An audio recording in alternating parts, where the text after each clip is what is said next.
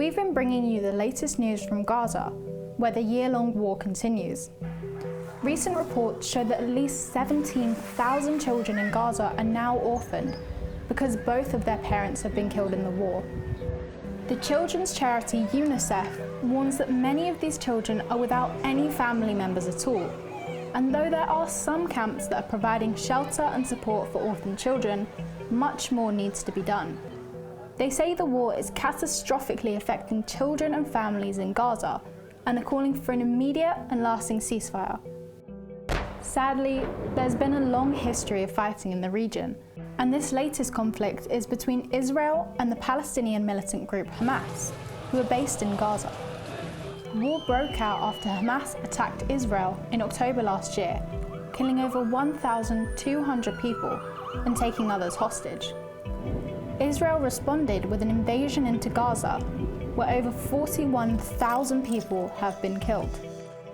Someone who's been reporting on what life has been like for Palestinian children living in Gaza is 10-year-old Lama. She wants to be a journalist when she's older, and we've been hearing from her since the start of the war. When the fighting began, Lama had to flee from her home in Gaza City to a refugee camp in Rafah. People all over the world live in warm houses, under a roof, under blankets. We live like this. Lama's reports spread worldwide, and she now has almost 1 million followers on social media. Thanks to her following, Lama and her family managed to raise enough money from an online fundraising page so they could escape the war and pay to cross the border into Egypt.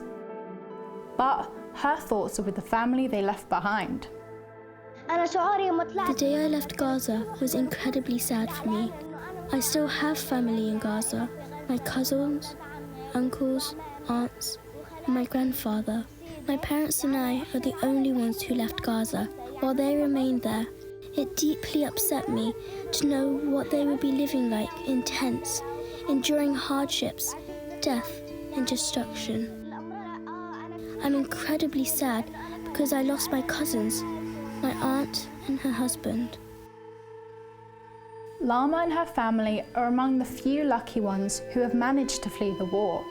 But most people can't leave. They don't have the money, and there is a fence that runs around the border of Gaza. Many are now living in temporary tents with very little access to food, electricity, and clean water. Lama continues to use her platform to raise awareness of the situation there. I'm using social media to share the truth about what's happening in Gaza. Children deserve to live in homes, in safety and peace, but they're in tents. Children also deserve an education, but now they are standing in lines for water and food.